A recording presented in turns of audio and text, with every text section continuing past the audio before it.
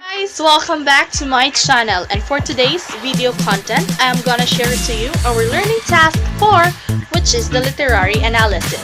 So we are instructed to select a one literary text to be analyzed from the select African and Middle Eastern major writer. So I chose Nadine Gordimer's Select Fiction, The Pig. Let's start! In the character analysis, Ibrahim Abdul Musa. Ibrahim Musa is usually called Abdu. He is an illegal Arab immigrant in Johannesburg, South Africa. He is a laborer with an economic degree and is interested in Julie Summers. He comes from a big family that he thinks of with shame. His life is plagued by immigrant stereotypes that he is a drug dealer and a slave trader, as he says himself. The next one is Julie Summers. Julie Summers is an English teacher that comes from a rich white family. She doesn't like being associated with aristocracy, but reluctantly agrees to visit them every now and then. She is astounded by Ibrahim's family, while he is astounded by hers. She is also plagued with the stereotypes of rich children, and she battles to keep herself away from it. Mr. Summers. Mr. Summers is Julie's father. He is politically active and cares not only about his family but his friends as well. He is rich and wealthy, which is shown in his house, living conditions, and standards. He is privileged just the way Abdu wishes to be. And the last one is Mariam. Mariam is Ibrahim's sister who is live in their community, with whom Julie initially develops a friendly sisterly relationship. Plot analysis. The exposition. In Johannesburg, South Africa, Julie Summers meets Ibrahim Musa, who is called Abdu. When her car breaks down and she sees him at the garage where he is a mechanic shop, Julie is a well-to-do white South African woman in her 20s. She is climbing the ladder of an unnamed corporation, initially fascinated by the man she sees as an exotic foreigner. For Abdu has immigrated from a northern African country, Julie picks him up, anticipating a casual affair. Conflict. The couple's honeymoon period is interrupted when Abdu receives the news that he is being deported. This brings Julie and Abdu to a difficult conversation about whether or not they want to be with each other. Abdu's imminent deportation forces the additional question of whether to get married, something they didn't imagine they would have to figure out soon. They both agree that the legal privileges afforded by marriage are crucial for them to remain with each other. Abdu proposes to Julie and she happily accepts. Because it is too hard for Abdu to get a visa, they move to his arid North African hometown. For the rising action, a crisis comes when Abdu is deported and they must decide if they will try to stay together.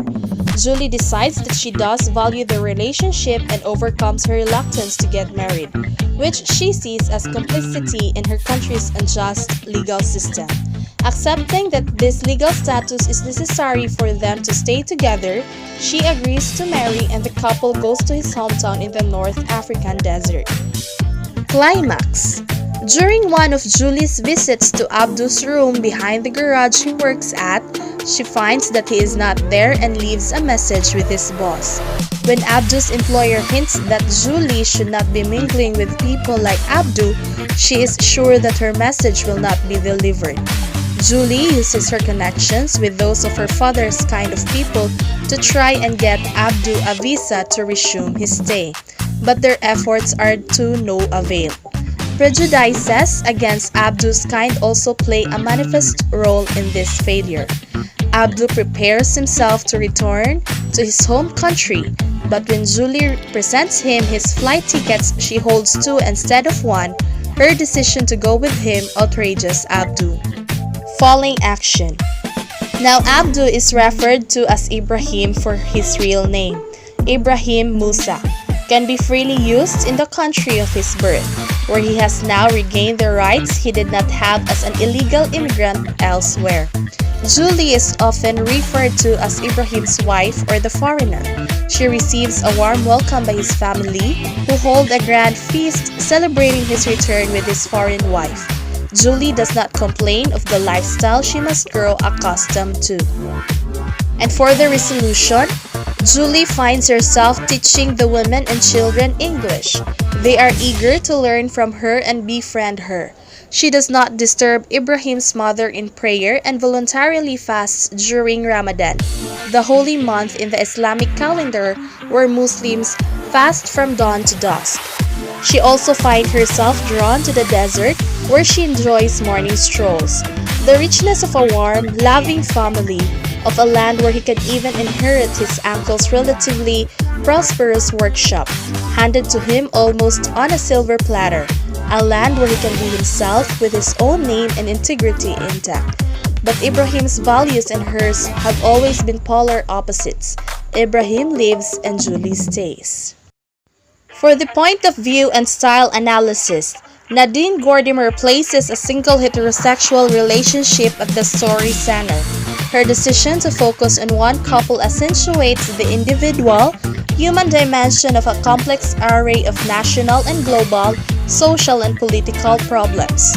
She also shifts her focus and concern from that of apartheid's racist and oppressive dogma of white supremacy over blacks to another racial issue presented in a post-apartheid world.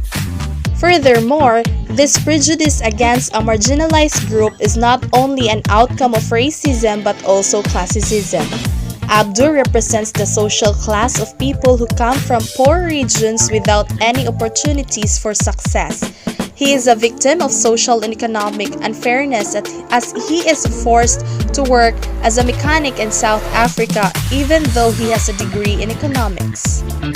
And for the last one, which is the universal theme analysis, is the culture clash.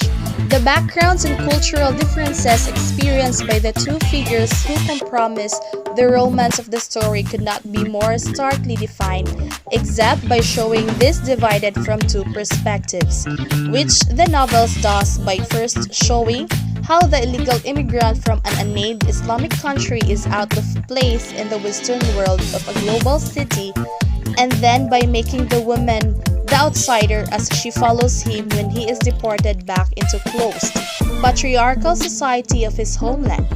The culture clash is not designed merely for the effect of star-crossed love, but to further explore the author's recurring theme that only through immersion in a foreign culture can a stranger even really reach a point of intelligent discourse in the subject. And that's it for our today's content. See you in my next vlog!